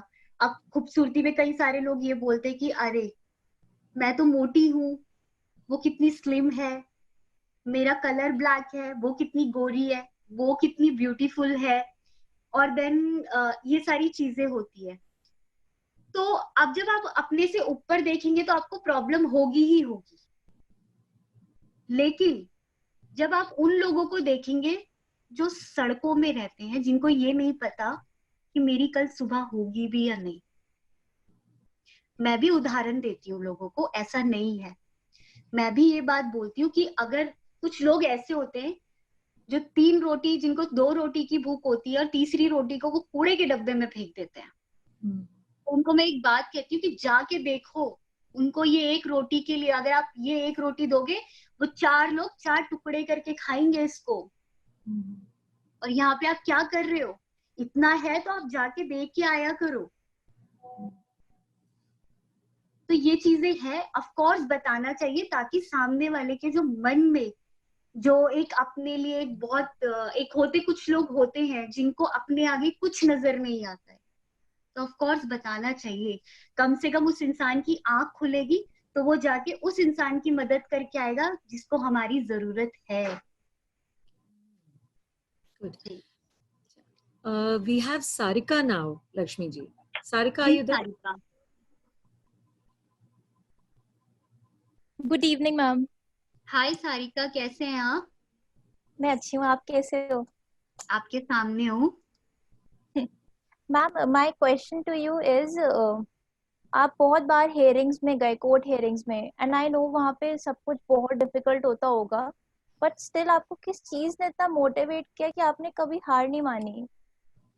मैंने जैसे पहले बताया, पेरेंट्स ने, क्योंकि जिस वक्त में मैं जब वहां जाती थी कोर्ट में, तो उस वक्त पेरेंट्स भी साथ होते थे। जितना पेन मुझे था तो ऑफकोर्स उतना पेन उनको भी था। तो उस वक्त में जब हम जाते थे, इवन मैं आपको ये भी बताऊं कि मुझसे जज ने एक बात कही थी कोर्ट में कि ये ना आज भी तुमसे शादी करना चाहता है। तो उस वक्त में मतलब किसी को पता नहीं था कि मैं क्या आंसर दूंगी। मेरी लॉयर को भी इसका कोई आभास नहीं था, और मेरे वहां पे जो पुलिस वाले थे उनको भी नहीं पता था कि मैं क्या कहने वाली हूँ। तब उस वक्त में मैंने कोर्ट में कहा, जज को, और बहुत सारे और भी क्रिमिनल्स थे और भी लॉयर्स थे, पूरा कोर्ट भरा हुआ था। तब मैंने बोला था कि इस इंसान ने ना मेरा चेहरा बदला है, दिल नहीं बदला है। कल भी ना थी और आज भी ना है। मुझे शादी का कोई इससे इंटरेस्ट नहीं है, तो मुझे नहीं करना। तो उस वक्त में ये जो अंदर हिम्मत आई थी, वो पेरेंट्स को देख के आ रही थी कि वो भी मेरे साथ मेरे बगल में खड़े हुए हैं और मुझे पूरा सपोर्ट कर रहे हैं। तो वो थे मेरे हिम्मत। Got your answer, Sarika? Yes Okay. All right. जैसा कि हम सभी जानते हैं, हमारे समाज में कुछ ऐसे लोग हैं जो इतने भयावह अपराधों के से जो बच के लोग जो निकल के आते हैं, उनके प्रति उनके कोई भी संवेदनशीलता नहीं होती है। क्या आपको लगता है कि उनका सामना करना महत्वपूर्ण होता है? और क्या आप ऐसे लोगों से निपट पाती हैं? किनका सामना, किस टाइप के लोग? सॉरी, मैं समझ नहीं पाई। जो लोग इस तरह के अपराधों से बच के निकल के आते हैं, उनके प्रति नॉर्मली लोग बहुत कंपैशनेट होते हैं, लेकिन कुछ लोग बिल्कुल भी कंपैशन नहीं रखते, उनमें कोई संवेदनशीलता नहीं होती ऐसे लोगों मतलब के। क्रिमिनल्स की बात कर रहे हैं या उनकी नहीं, बात जिनके साथ नहीं, क्राइम? हाँ, जिनके साथ इस तरह के क्राइम्स होते हैं, जैसे रेप्स हो जाते हैं या वो, तो उनके लिए दे हैव नो कंपैशन। तो ऐसे लोगों का कैसे सामना करना चाहिए? ऐसे लोगों का अभी आप मेरे से भी बात कर रहे हैं, मैं भी एक एसिड अटैक सर्वाइवर हूँ, और अब आप मुझे बताइए, आप मुझसे कैसे सामना कर पा रहे हैं? नहीं, जो लोग नेगेटिव सोचते हैं ऐसे लोगों के बारे में, ऑफ कोर्स क्या होता है, सॉरी मैं इंटरप्ट कर रही हूँ जी, क्या होता है कि ऑफ कोर्स शुरू में नेगेटिविटी होती ही होती है, और मैं इसको गलत नहीं मानूंगी, क्योंकि उस वक्त में उनके साथ इतना बड़ा हादसा हुआ होता है कि उनको किसी पे विश्वास नहीं होता है। हम क्योंकि बहुत सारे केसेस हैंडल करते हैं, तो मुझे खुद जाके उनका जो विश्वास है वो जीतना पड़ता है कि मेरे साथ भी हुआ था, आप मुझ पे ट्रस्ट कर सकते हो। और मैं आपको, क्योंकि कई ऐसे लोग हैं जो उनका फायदा भी उठाते हैं, और ये सारी चीजें मैं देखती हूँ अपनी फील्ड में कि बहुत बहुत किसी के दुख का फायदा उठाना बहुत रॉन्ग वे है, हम्म, ये चीजें Yes. यही मैं जी पूछ रही थी आपसे। जी। तो ये चीज है कि हम कोशिश करते हैं कि जब कोई क्राइम होता है ना, तो हम या कोई ऐसा पर्सन उन तक पहुंच सके जो उनकी फोटो लेके सोशल मीडिया में डाल के सहानुभूति और ये सारी चीजें इकट्ठा ना करे। पहले उस इंसान को उसकी सोच को पॉजिटिव करे, उसके बाद उसको इतना उसको उसके लिए निर्भर बनाए। और मैं विक्टिम वर्ड के खिलाफ हूँ। किसी को जब विक्टिमाइज करते हो ना तो वो विक्टिम बन जाता है। उसके बाद क्या होता है फिर वो, बहुत सारे ऐसे लोगों के साथ काम किया मैंने कि उनको सिर्फ चाहिए होता है। कुछ लोग ऐसे जो सिर्फ देते हैं, जिनको मतलब नहीं होता, दे भी और गेट लॉस्ट, ये लेकिन उनको नहीं पता। इसीलिए मैं डोनेशन से ज्यादा बिलीव करती हूँ कि मेहनत के पैसे पे। फॉर एग्जाम्पल, मैंने लोगों के लिए बहुत सारे लोग कहते हैं कि हम सर्वाइवर को डोनेशन देना चाहते हैं, तो मैं उनसे रिक्वेस्ट करती हूँ कि आप डोनेशन मत दीजिए, आप उस लड़की को या उस लड़के को अडॉप्ट कर लीजिए। और अडॉप्ट करने के बाद उसको आपको अपने घर में ही लेके जाना। सिंपल तरीका है। उसका जो ड्रीम है उस लड़की का, उस लड़के का, वो डांसर बनना चाहता है, सिंगर बनना चाहता है, इंजीनियर बनना चाहता है, डॉक्टर बनना चाहता है, पढ़ना चाहता है, टीचर बनना चाहते हैं, तो आप एक काम करिए, उसको कोर्स कराइए और स्टडी कराइए। बाकी हम आपको बताते रहेंगे, मंथली आप उसकी फीस पे करिए। उसके बाद हाँ, जहाँ पे उसको ट्रीटमेंट की जरूरत है तो आप जरूर पे करिए, लेकिन जहाँ पे नहीं है, आपने उसको 2 लाख 3 लाख दे दिया और उसने वो खर्च कहाँ करे नहीं पता। लेकिन अगर आपने एक इंसान को एजुकेट कर दिया तो सबसे पहली चीज, वो किसी पे निर्भर नहीं रहेगी, ना रहेगा। दूसरी चीज ये, वो खुद भी कमा के खाएगा और खिलाएगा भी, वो किसी पे बोझ नहीं कहलाएगा। तो ये चीजें हम लोग करते हैं। Good. जी Lakshmi ji, Prateek is here. जी Prateek ji. Chaudhary. Good evening ma'am. Hello Prateek, कैसे हैं आप? मैम बहुत अच्छा हूँ और मुझे आपके बहुत पीछे ज्यादा का वॉल बहुत सुंदर है। थैंक यू मैम, ये मेरा पुश्तैनी घर है मैम। अरे वाह। आपकी स्टोरी ने मुझे काफी आज टच किया है और इंस्पायर किया है, पर मेरे मन में एक सवाल था जो कि थोड़ा लॉ से रिलेटेड था। 2013 में जब से सुप्रीम कोर्ट ने गाइडलाइंस निकाली हैं कि एसिड की खरीदारी पे रोक लगाई जाए ताकि एसिड अटैक जैसे क्राइम को जड़ से मिटाया जाए, उसके बावजूद भी क्यों हम ऐसे लॉज को ढंग से इम्प्लीमेंट नहीं कर पा रहे हैं? और अगर इनमें कुछ भी बदलाव लाना चाह रहे हैं तो वो क्यों नहीं हो पाता है? और आपके हिसाब से ऐसे कौन से बदलाव हैं जो हमें आज भी जिनकी जरूरत है? प्रतीक जी, पता है प्रॉब्लम क्या होती है? एवरी डे अगर आप देखें, सुप्रीम कोर्ट हो गया, हाई कोर्ट हो गया, कितने भी कोर्ट है, एवरी डे क्या होता है? एवरी डे कुछ ना कुछ लॉ आता ही है, ठीक है, कुछ ना कुछ होता ही है। देन उसके बाद क्या होता है, बाद में जो वर्क होता है वो गवर्नमेंट के हाथ में होता है, वो प्रोसीजिंग गवर्नमेंट को करना होता है। जैसे कॉम्पनसेशन का सबसे पहले आया था, कई सारी ऐसी स्कीम्स हैं जो जिनके लिए बनी है उन तक को नहीं पता कि वो स्कीम उनके लिए बनी है। दूसरी चीज ये कि अगर एसिड पे लॉ आया है तो ये कहा गया है कि ऐसे खुलेआम नहीं बिकेगा, जो भी खरीदेगा उसके पास आईडी प्रूफ होना चाहिए, जो बेचेगा उसके पास लाइसेंस होना चाहिए। मैंने 500 दुकानों में अपनी टीम के साथ छापे मारे हैं, हर एक शहर में। वहां पे दुकानदारों ने एक ही बात कही कि अब तक हमारे पास कोई भी गवर्नमेंट से एम्प्लॉय आया ही नहीं है और ना किसी ने हमें लाइसेंस प्रोवाइड किया है।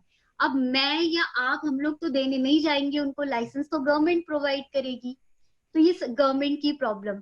दूसरी चीज की, फिर हम लोगों ने स्टॉप सेल एसिड 2018 में इसलिए हम लोगों ने शुरू किया था कि आप लोग भी 1-1 मिनट का वीडियो बना के किसी एक पर्सन की जिंदगी को बदल सकते हैं। कैसे? जब हम लोगों ने छापे मारने शुरू किए तो उन दुकानदारों से मैंने एक बात पूछी कि मुझे आप ये बताओ कि आपको पता है सुप्रीम कोर्ट ने एक लॉ बनाया है और वो सब। उन्होंने बोला नहीं, हमें नहीं पता। तो मैंने कहा ठीक है, ये करके लॉ बने हैं, तो आपके पास लाइसेंस होना चाहिए और जो भी खरीदने आएगा तो आपके पास पूरा नोट करना है आपको। उन्होंने बोला अच्छा। तो उसके बाद उन्होंने बोला, लेकिन कई दुकानदार इतने ढीठ होते हैं, लिटरली वो लड़ते हैं तो उनको भी मैंने सीधा करने का हथकंडा अपनाया। मैंने कहा चलो अब इनसे भी बात करते हैं। तो मैंने उनको कहा कि आप एक बात बताइए, ये जो आप एसिड बेचते हैं मंथली कितना आप इनकम ले लेते हैं? कहते हैं एसिड बेचने में 1500 या 2000 रुपए। मैंने कहा आपको पता है ये एसिड जब घरों में जाता है तो क्या होता है? वो कहते हैं कुछ नहीं होता, मैं हाथ में डाल के दिखाऊं? मैंने कहा नहीं, आप पी के दिखाइए इसको। तो उन्होंने कहा कि अगर मैं पीऊंगा तो मैं मर जाऊंगा। मैंने कहा आपको अपनी फिक्र है, लेकिन जिस घर में ये 20 रुपए का 15 रुपए का एसिड जा रहा है आपको उस घर की फिक्र नहीं है। आप एक नागरिक है और आपका एक फर्ज है, आप दुकानदार है, आपका फर्ज है कि आपको इस चीज को रोकना चाहिए। आपको ऐसे केमिकल तो बेचने ही नहीं चाहिए जहां पे 4-4 साल का बच्चा मर जाए। मैंने कहा आपको पता है कितने सारे केसेस हुए हैं? देन लास्ट ईयर जनवरी में एक लड़की थी 11 साल की, उसकी ही दोस्त एसिड, वो पानी समझ के नॉर्मल बॉटल में, ब्रिसलरी के बॉटल में पानी था, पानी नहीं था सॉरी एसिड था, वो पानी समझ के वो ले गई स्कूल। उसकी दूसरी सहेली ने बोला कि मुझे पानी पीना है, प्यास लगी है। उन्होंने वो बॉटल दे दिया और उस लड़की ने, 11 साल की बच्ची ने, वो पानी की जगह एसिड पी लिया और उसकी वहीं पे डेथ हो गई। तो इसका जिम्मेदार कौन है? हमारा कानून। अब एक चीज मैं आपको बताती हूँ जो अभी कल फैजल सिद्दीकी ने किया, अगर आप लोगों ने देखा हो, जो कर रहे थे वो, जिस तरीके से उन्होंने वीडियो बनाया तो हाँ जी, तो उसमें जब मैंने ऑब्जेक्शन उठाया बहुत सारी चीजें, मेरा उस वक्त में यही चीज मेरे दिल में हिट किया, मेरे दिमाग में हिट किया कि जो केसेस होते हैं क्या उसके लिए लोग इस तरीके से खड़े नहीं हो सकते हैं क्या? तो क्राइम होना ही बंद हो जाएंगे। पता है कानून हमें पता है, लेकिन हम खुद भी कानून को नहीं अप्लाई करते, ये सबसे बड़ी प्रॉब्लम है। अगर मैं आपको कहती हूँ, आपको एक जिम्मेदारी देती हूँ प्रतीक जी, कि आप वहां पे आपके आसपास जो शॉपकीपर है आप उनसे पूछिए कि क्या आपके पास तेजाब है। जब वो बोलेंगे हाँ है, तो आप उनको फोटो दिखाइए एसिड अटैक सर्वाइवर्स की, बोलिए कि आप बेचना बंद करिए वरना मैं पुलिस को बोल दूंगा, 6 महीने का जेल और 50,000 का जुर्माना होगा आपके ऊपर। वो बंदा एसिड बेचना बंद कर देगा। हमने ऐसे, जिन लोगों ने शपथ ली है कि हम एसिड नहीं बेचेंगे, हमने 500 शॉपकीपर को सर्टिफिकेट दिया है कि उनका शपथ पत्र, जब हम, मुझे लगता है जब मुझे अवार्ड मिल सकता है तो उन शॉपकीपर को क्यों नहीं हम प्रमोट कर सकते, क्यों नहीं आगे बढ़ा सकते? तो हमने ये इनिशिएटिव लिया। तो हमारा भी एक अधिकार है उस कानून को हम कैसे लोगों तक पहुंचा सके, क्योंकि आपको कानून के बारे में पता है तो शायद आपके आसपास बहुत सारे ऐसे शॉपकीपर है जो पढ़े लिखे नहीं है, जो सिर्फ सुबह दुकान खोलते हैं और शाम को चले जाते हैं और फिर सो जाते हैं थक के। तो आप उनकी मदद कर सकते हैं जी। Astha, are you there? Astha Gupta? Hello Aastha. Hello, ma'am. It's an honor having you with us. You're such an inspiration. Thank you so much. मेरा आपसे ये सवाल है कि आप समाज में क्या बदलाव देखना चाहती हैं जो एक एसिड विक्टिम को एक नॉर्मल लाइफ दे सकता है? पहली चीज तो जो आपने विक्टिम वर्ड यूज किया, पहले तो मैं ये हटाना चाहती हूँ लोगों के दिमाग से कि विक्टिम किसी को बोलना ही नहीं है। सबका एक अपना नाम है, तो उसको नाम से ही पुकारा जाए तो वो ज्यादा अच्छा होगा। तो आपका सेकंड सवाल क्या था क्वेश्चन? कि एक एसिड सर्वाइवर को एक नॉर्मल लाइफ दे सकता है, अब क्या समाज में बदलाव चाहती हैं? एसिड अटैक सर्वाइवर की नॉर्मल लाइफ अब हो चुकी है, उन्होंने वो चीजें अब पा ली है, पर ये है कि आपका नजरिया हमारे, हमको देखने का कैसा है, वो उस पर डिपेंड करता है। ये चीजें हैं। कई लोग, जैसे आपने बोला विक्टिम, मैंने आपको तुरंत जवाब दे दिया कि आप विक्टिम वर्ड यूज नहीं करेंगे। जिस दिन आपने उस सर्वाइवर को, क्यों एक लड़की, क्यों एक लड़का ये सोचता है कि मेरा जो दोस्त हो वो सुंदर ही हो, वो ब्यूटीफुल ही दिखे, तो जिस दिन ये धारणा खत्म हो जाए दिमाग से तो उस दिन शायद वो स्पेस भी मिलना शुरू हो जाएगा। तो यही चीजें हैं। वो लोगों की नजरों में ना प्रॉब्लम ये हो गई है कि ये एसिड अटैक सर्वाइवर है तो ये जैसे कास्ट अलग अलग कर देते हैं ना, जी जी, तरीके से हमें भी ऐसा पिछाड़ सा दिया था। पर लेकिन उसके अधिकारों के लिए हमने लड़ाई लड़ी। हमने बोला कि कोई हम अलग समाज से नहीं आए हैं, हम कोई एलियन नहीं है, हम भी एक इंसान है, तो हमें वैसे ही रखिए जैसे हम रहते हैं, जैसे पहले रहते थे, हमारे साथ क्राइम हुआ है। तो क्योंकि आप मुझे कैसे देखती हैं, आप मुझे बताइए।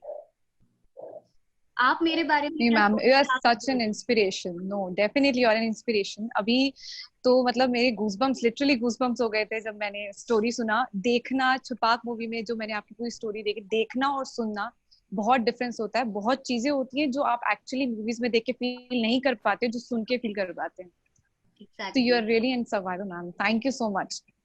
Thank you for giving your time. I hope आपको आपका आंसर मिल गया हो. Yes, ma'am. Thank you. Thank you Aastha. Lakshmi ji, we have Gundeep.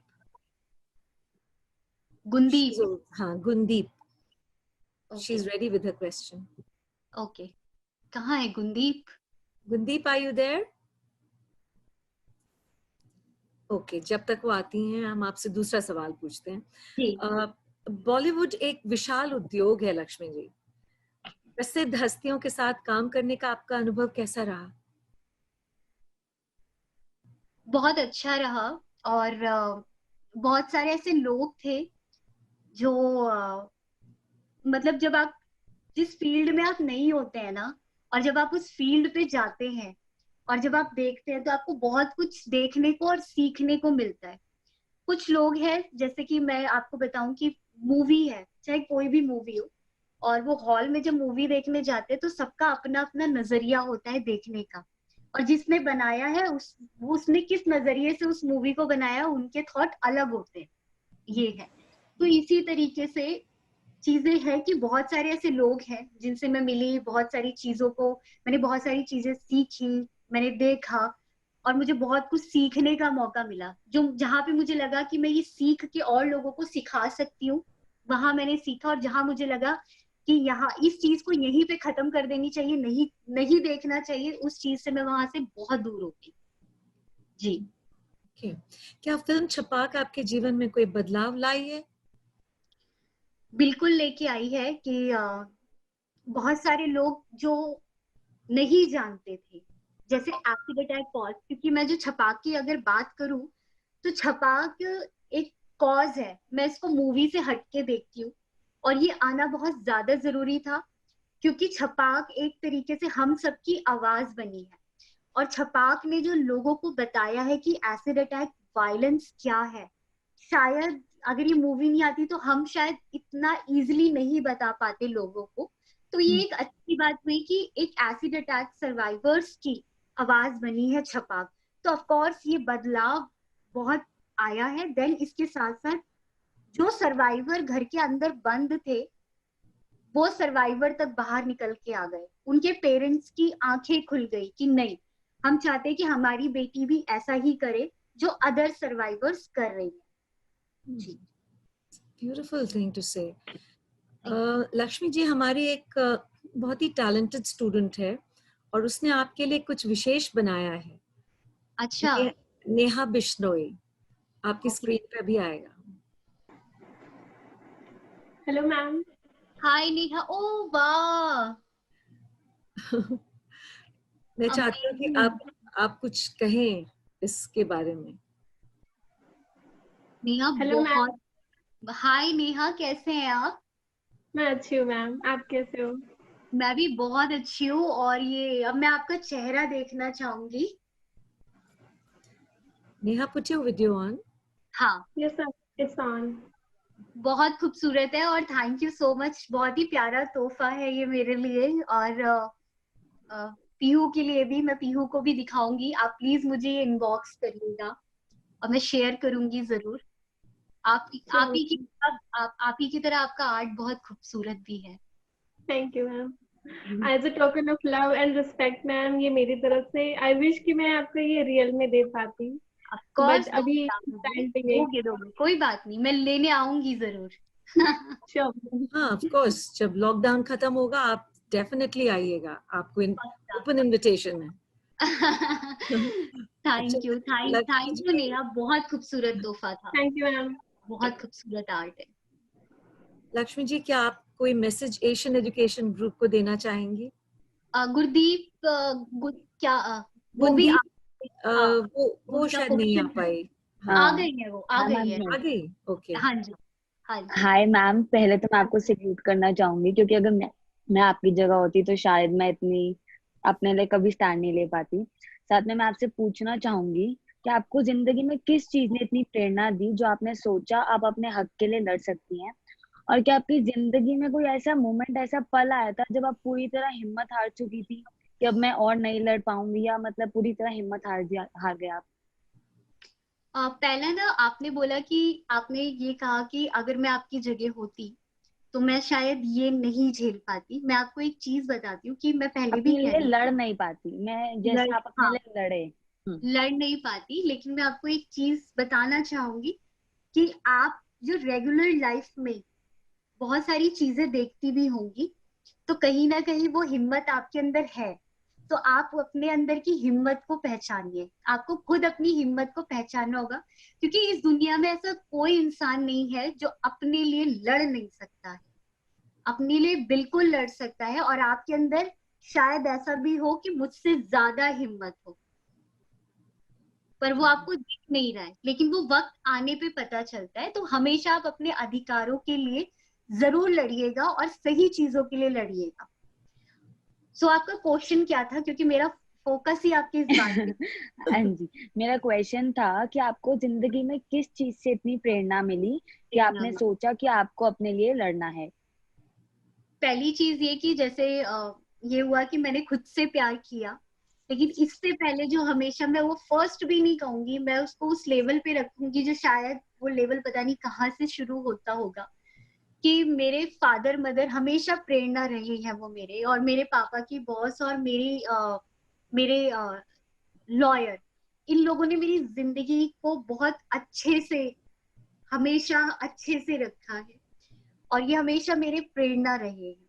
तो मुझे बहुत खुशी मिलती है कि ऐसे लोग मेरी जिंदगी में थे जिन्होंने कभी मुझे हार नहीं मानने दिया। हमेशा हमेशा मुझे ये लगा कि नहीं, कोई और मेरी प्रेरणा, मुझे नहीं लगता कि अब कोई बन भी सकता है। और मेरी हिम्मत हमेशा मेरी प्रेरणा, मेरे पापा तो इस दुनिया में नहीं है, पर मेरे पापा हमेशा एक प्रेरणा मेरी जिंदगी में बने रहेंगे। और उनकी एक लाइन जिसने मुझे आज इस जगह पे, कि कोई काम ऐसा नामुमकिन तो है ही नहीं इस दुनिया में कुछ, तो ये मैंने जान लिया है कि जब आप कुछ करना चाहते हो वो भी अच्छा, तो पूरी दुनिया आपके साथ होती है, चाहे कुछ भी हो जाए। तो वो चीज मैंने एक्सेप्ट करी है। तो शायद मुझे कोई ऐसा इंसान नहीं है जो अब हिला के रख दे। क्या आपकी जिंदगी में कोई ऐसा मोमेंट था, ऐसा पल था जब आप पूरी तरह टूट चुकी थी, इतना वीक हो गई थी कि अब आप और नहीं लड़ सकती? ऐसा तो कोई मोमेंट नहीं आया, टचवुड कभी ऐसा मोमेंट नहीं आया। हमेशा मैंने अपने आप को ऐसे देखा है, क्योंकि अब मैं अपने अराउंड में जो मेरे फ्रेंड्स हैं ना, मतलब अमेजिंग है, कि थैंक गॉड वो फ्रेंड्स चले गए जो इतने नेगेटिव थे। और उनके मतलब वो चले गए, तो फिर मेरे कुछ ऐसे दोस्त आए जिन्होंने, मतलब अब ऐसा कोई मोमेंट अब तक तो नहीं आया और ना कभी आ पाएगा, क्योंकि मेरे पापा की भी डेथ हुई थी, मेरे ब्रदर की भी डेथ हुई थी, और उस वक्त में तो, लेकिन एक चीज है कि आपके आंसू बहुत बड़ी ताकत होती है आपकी, बहुत बड़ी। रोना, लोग कहते हैं रो मत, पर लेकिन रोना बहुत ज्यादा जरूरी होता है। और रो और रो के आप, सिंपल सा एक तरीका है, एवरी डे डायरी लेके, और आप हर एक वो बात को लिखो जो आपको परेशान कर रही है, जो आपको खुश रख रही है। फिर देखो आपको आपके आंसर्स कैसे मिलेंगे। और एक चीज ये भी कहूंगी कि जब आप अपने माइंड सेट कर लेते हो किसी चीज के लिए, मैं जब सोती हूँ, जैसे मैं आज रात को सोऊंगी और मैंने अपना माइंड सेट कर लिया है कि लक्ष्मी, कल एक चैलेंज आने वाला है आपके जीवन में, मैंने प्रिपेयर किया है खुद को।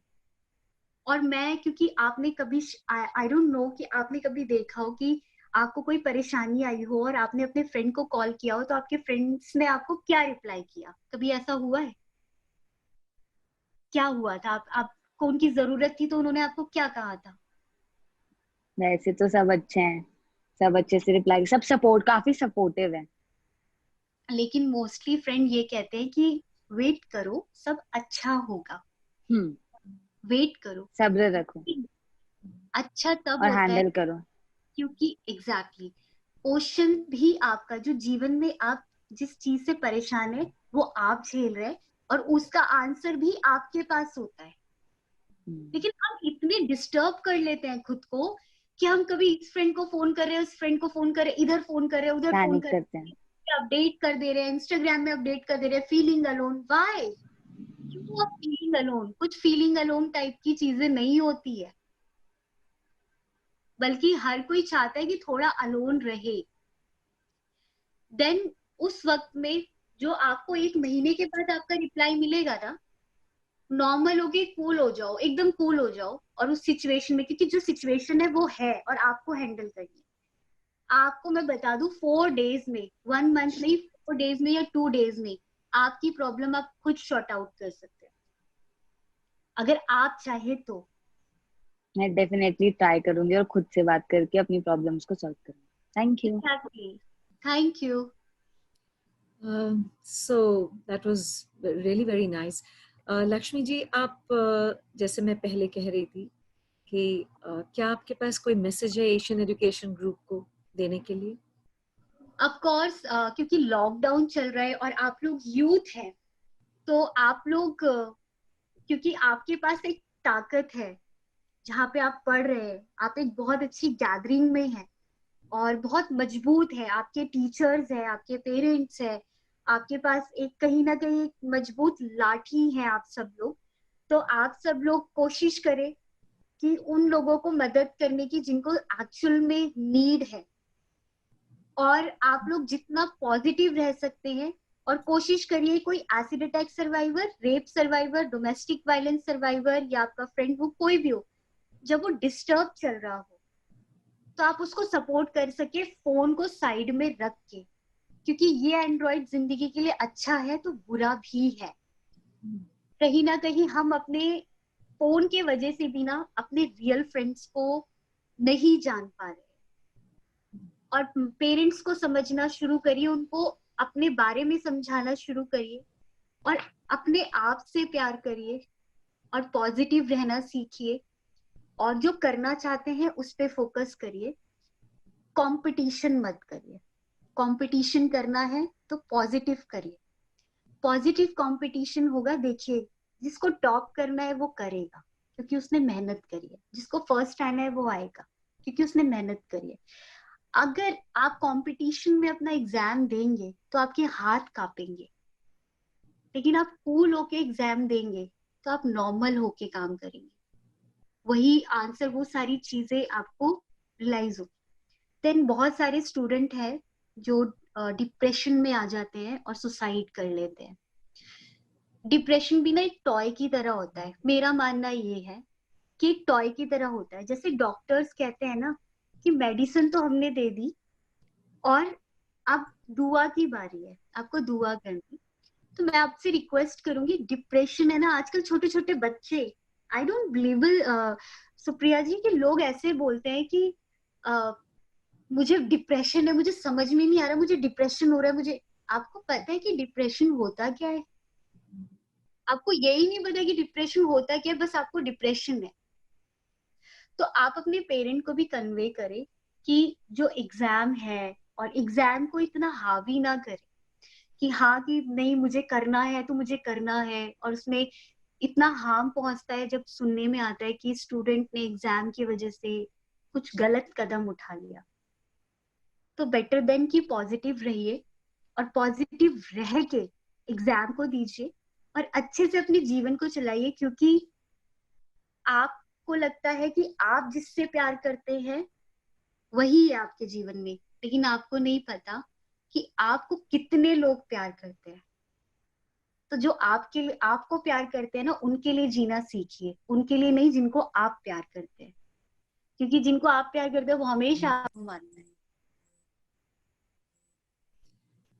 मिस लक्ष्मी, आपकी आवाज में इतना सुकून है, आप एक बहुत ही खूबसूरत इंसान हैं। एशियन एजुकेशन ग्रुप आज आपकी उपस्थिति और आपके कीमती समय के लिए आभारी है, और आपके साहस और आपके खिलाफ जो घातक अपराध से लड़ने के लिए आपका दृढ़ संकल्प है उसकी सराहना करता है।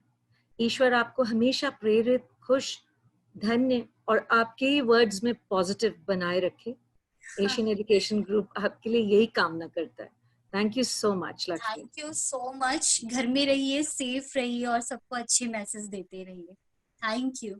Thank you very much. Thank you.